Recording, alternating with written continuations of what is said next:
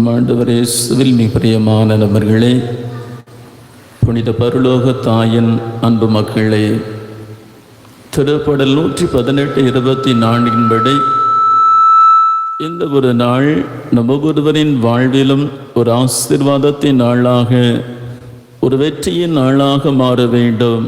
இந்த ஒரு நாளை ஆண்டவர் நம் ஒவ்வொருவரின் வாழ்விலும் குடும்பங்களிலும் ஒரு ஆசீர்வாதத்தின் நாளாக மாற்ற விரும்புகிறார்.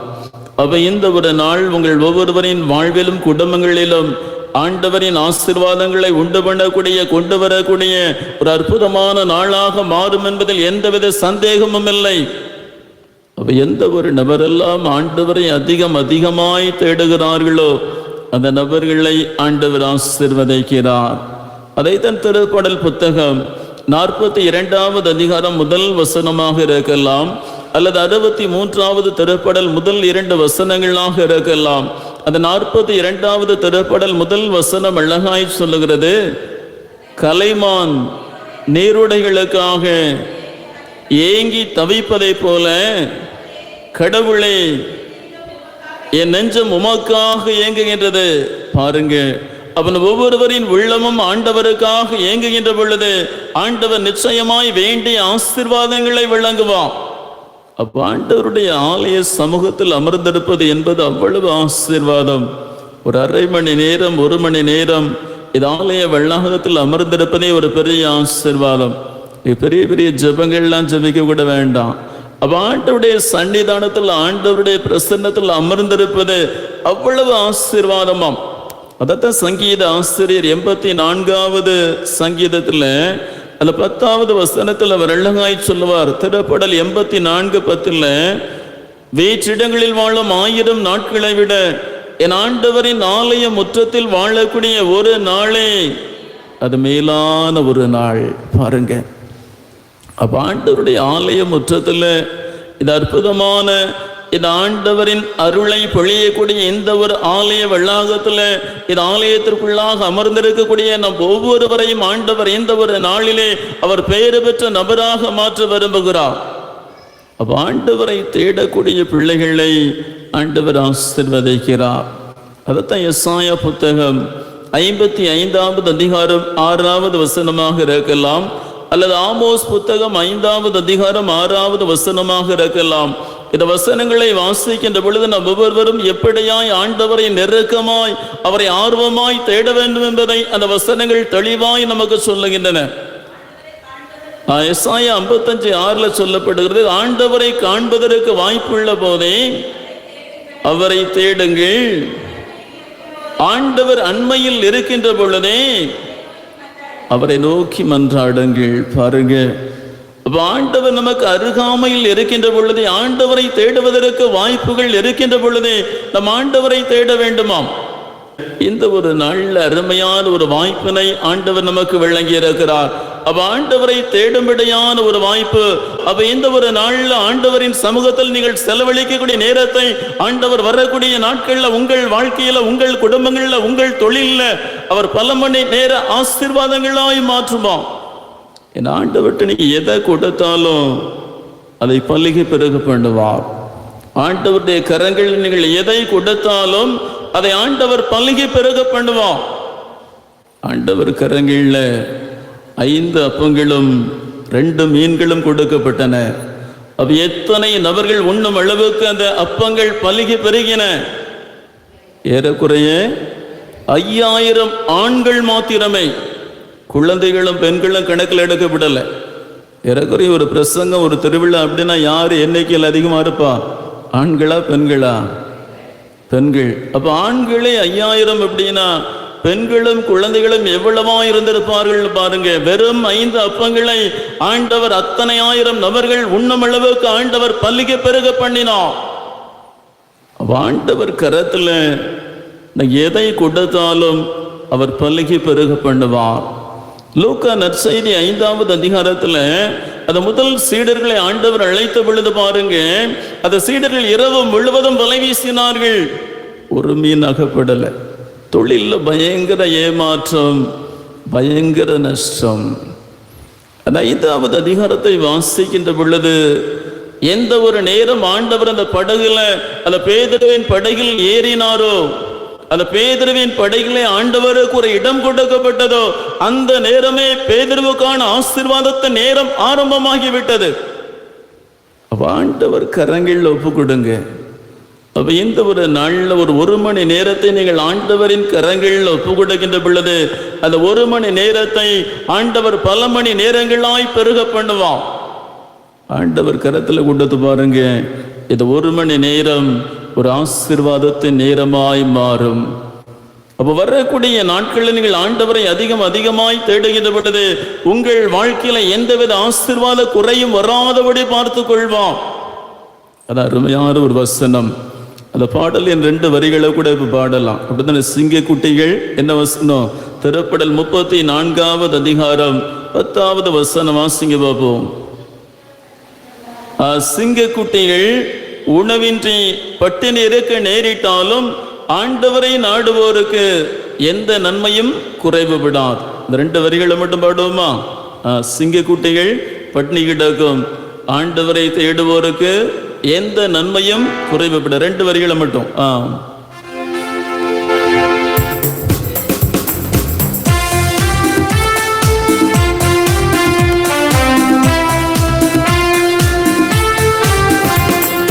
சிங்கக்குட்டிகள் பட்டினி கிடக்கும், ஆண்டவரை தேடுவோருக்கு குறையில்லையே. சிங்கக்குட்டிகள் பட்டினி கிடக்கும், ஆண்டவரை தேடுவோருக்கு குறையில்லையே. குறையில்லையே, குறையில்லையே, ஆண்டவரை தேடுவோருக்கு குறையில்லையே. குறையில்லையே, குறையில்லையே, ஆண்டவரை தேடுவோக்கு குறையில்லையே. சிங்கக்குட்டிகள் பட்டினி கிடக்கும், ஆண்டவரை தேடுவோக்கு குறையில்லையே. சிங்கக்குட்டிகள் பட்டினி கிடக்கும், ஆண்டவரை தேடுவோக்கு குறையில்லையே. பாருங்க, ஆண்டவரை தேடக்கூடிய பிள்ளைகளுக்கு வாழ்க்கையில எந்த குறையும் இராது. அப்ப நம்முடைய ஆண்டவர் ஆசீர்வதிக்கக்கூடிய ஆண்டவர், அவர் கொடுக்கக்கூடிய ஆண்டவர். அப்ப நம்முடைய ஆண்டவர் கிள்ளி கொடுக்கக்கூடிய ஆண்டவர் அல்ல, அவர் அள்ளி அள்ளி கொடுக்கக்கூடிய ஆண்டவர். ஆண்டவர்கிட்ட நீங்க கொஞ்சம் நேரத்தை கொடுத்தீங்க அப்படின்னா, அப்ப உங்களுக்கு ஆண்டவர் நேரங்களை அவர் அள்ளி அள்ளி கொடுப்பான். அதுதான் ஆண்டவருடைய இயல்பு. அதைத்தான் எபேசியர் எழுதிய திருமுகம் எபேசியர் 3:20-21 வாசிக்கின்ற பொழுது, அது எபேசியர் 3வது அதிகாரம் 20வது வசனத்தில் புனித பவுல் அழகாய் சொல்லுவார், நாம் நினைப்பதற்கும் வேண்டுவதற்கும் அதிகமாக நம்மை ஆசீர்வதிக்கக்கூடிய ஆண்டவர். நீங்கள் வேண்டுவதை விட உங்களை அதிகமாய் ஆசீர்வதிக்கக்கூடிய ஆண்டவர். உங்களை அதிகமாய் ஆசீர்வதிக்கக்கூடிய ஆண்டவர். அப்ப இந்த ஒரு நாள்ல ஆண்டவரை தேடி வந்திருக்கக்கூடிய உங்கள் ஒவ்வொருவரையும் ஆண்டவர் ஆசீர்வதிக்க திருவிழம் பற்றி இருக்கிறார். அப்ப இந்த ஒரு நாள்ல நம்ம ஆண்டவரை சேர்ந்து புகழும்படியாக குழுமி இருக்கிறோம். அப்ப ஆண்டவரை வாயார புகழ்வது என்பது ஒரு பெரிய ஆசீர்வாதம். ஆண்டவரை புகழ்வது என்பது ஒரு பெரிய ஆசீர்வாதம். அப்ப ஆண்டவர் இந்த நாவை எதற்காக கொடுத்திருக்கிறார்? சாப்பிட்றதுக்கா? பேசுறதுக்கு மட்டுமா? சாப்பிட்றதுக்கு மட்டுமா? இல்லை. இந்த நாவு ஆண்டவரால் ஆண்டவரை புகழும்படியாக கொடுக்கப்பட்டிருக்கிறது. அப்ப இந்த நாவின் மூலமாக நம் ஆண்டவரை புகழ்கின்ற பொழுது நம்முடைய வாழ்க்கையில நம்முடைய குடும்பங்கள் அற்புதம் நடக்கும். நீங்க பாடக்கூடிய ஒரு பாட்டு உங்க வாழ்க்கையில குடும்பத்தில் அற்புதத்தை நிகழ்த்தும். ஒரு பாடல் தான். உங்கள் நாவில் இருந்து புறப்படக்கூடிய ஒரு பாடல் உங்கள் வாழ்க்கையில மாற்றங்களை உண்டு பண்ணும். மாற்றங்களை உண்டு பண்ணும். அதான் எசாயா புத்தகம் 54வது அதிகாரம் 17வது வசனம் சொல்லுகிறது, உங்கள் நாவு ஆண்டவருக்காக எழுகின்ற பொழுது உங்களுக்கு எதிராக எழக்கூடிய அத்தனை நாவுகளையும் ஆண்டவர் அடக்கி விடுவார். அப்போ உங்களது நாவு ஆண்டவருக்காக எழுகின்ற பொழுது, உங்க நாவு எப்போதும் அடுத்தவங்களை பத்தி பேசிடுச்சு அப்படின்னா ஆண்டவரால் ஒண்ணும் பண்ண முடியாது. அப்ப உங்கள் நாவு ஆண்டவரை புகழ்கின்ற பொழுது உங்களுக்கு எதிராக எத்தனையோ நபர்கள் முணுமுணுக்கலாம், உங்களுக்கு எதிராக ஏதோ காரியங்களை பேசிக் கொண்டிருக்கலாம், அனைத்தையும் ஆண்டவர் அடக்கி விடுவார். அப்ப நம்முடைய நாவு ஆண்டவருக்காக எழும்ப வேண்டும். நம்முடைய நாவு ஆண்டவருக்காக எழும்ப வேண்டும். அப்ப ஆண்டவரை புகழ்வது என்பது அவ்வளவு உன்னதமான ஒரு காரியம். அதான் பழைய ஏற்பாட்டில் அருமையான ஒரு பெயர் உண்டு, பெராக்கா. பெராக்கா அப்படின்னு என்ன அர்த்தம்? புகழ்ச்சி. 2 குறிப்பேடு புத்தகம் 20வது அதிகாரம் 26வது வசனத்தை நீங்க வாசித்தீங்க அப்படின்னா அந்த ஒரு வார்த்தையை நாம் வாசிக்க கேட்கலாம். பெராக்கா. அந்த இஸ்ராயல் ஜனங்கள் 3 நாட்கள் அந்த அந்நியரின் தேசத்தை கொள்ளையிடுவதற்கு ஆனது. அந்த இஸ்ராயல் மக்களுக்கு எதிராக ஒரு அரசன் அவன் மூண்டான்.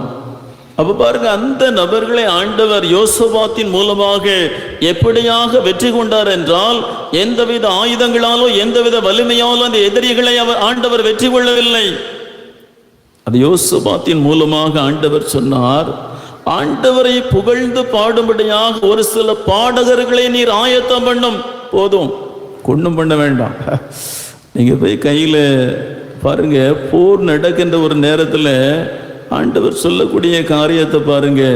உங்க கையில ஆயுதங்கள் வேண்டாம், உங்க உடம்புல வலிமை வேண்டாம், தெம்பு வேண்டாம், உங்கள் நாவில் பாடல் இருந்தால் போதும்.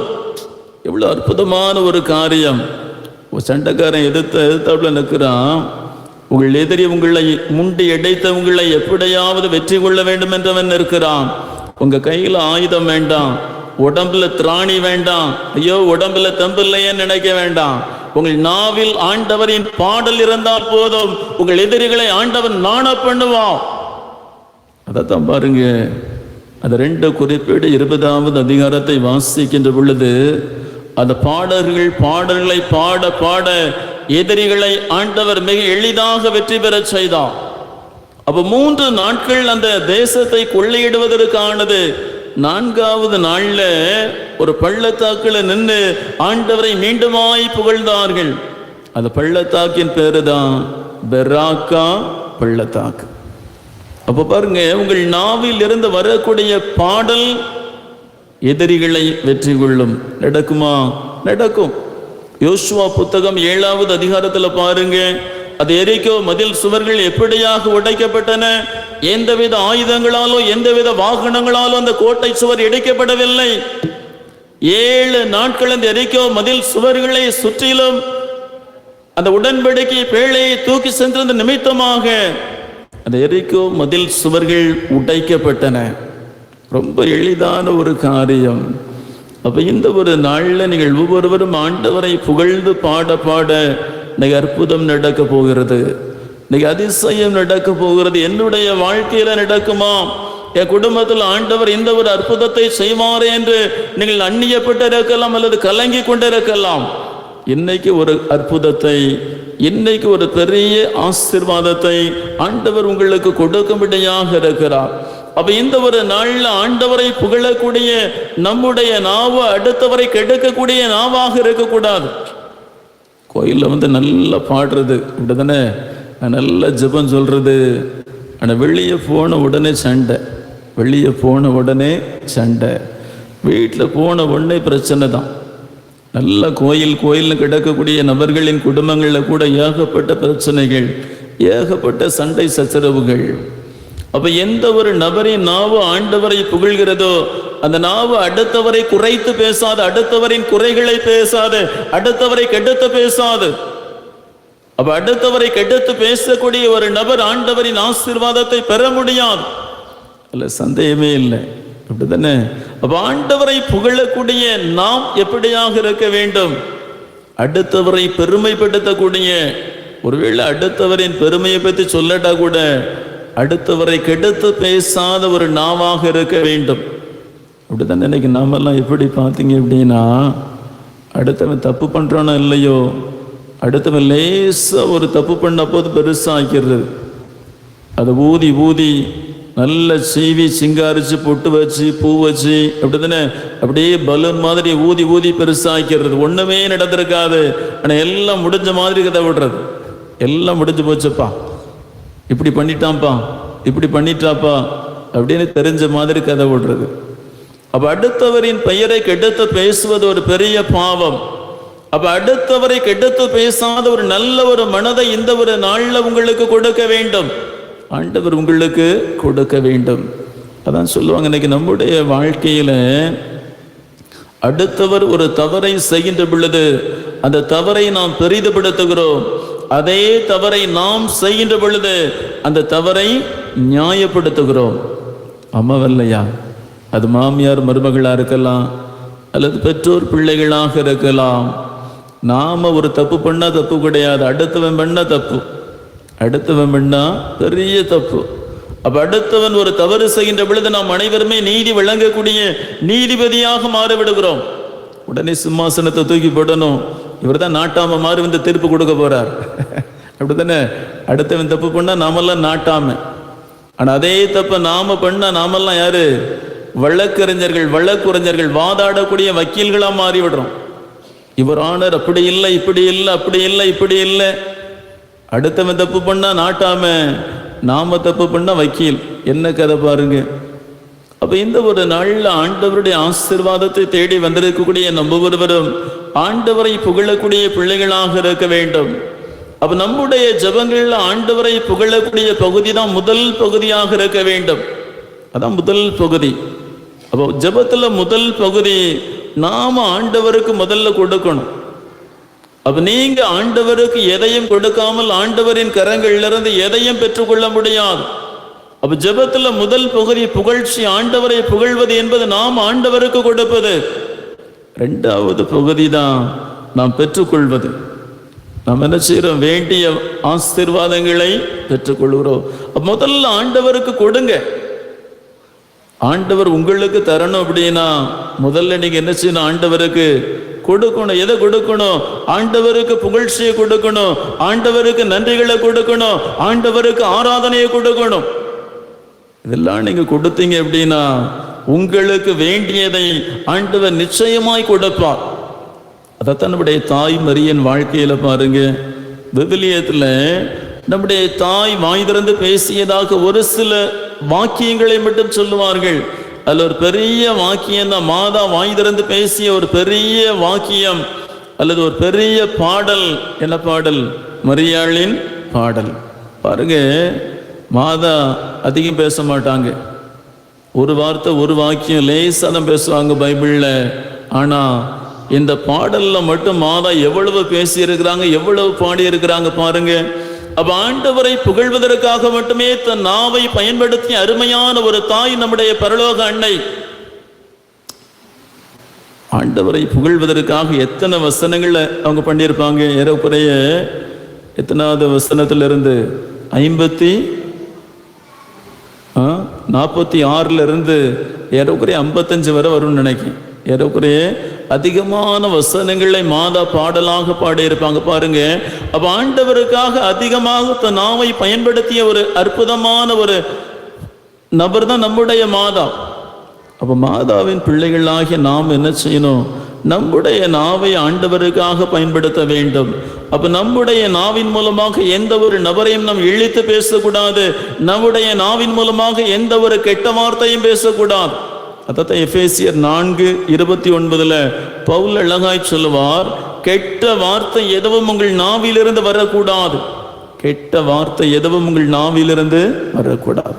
அப்ப நம்முடைய நாவில் வரக்கூடிய வார்த்தைகள் நல்ல வார்த்தைகளாக, ஆண்டவரை புகழும்படியான வார்த்தைகளாக, அடுத்தவரை பெருமைப்படுத்தக்கூடிய, அடுத்தவரை உற்சாகப்படுத்தக்கூடிய வார்த்தைகளாக மாற வேண்டும்.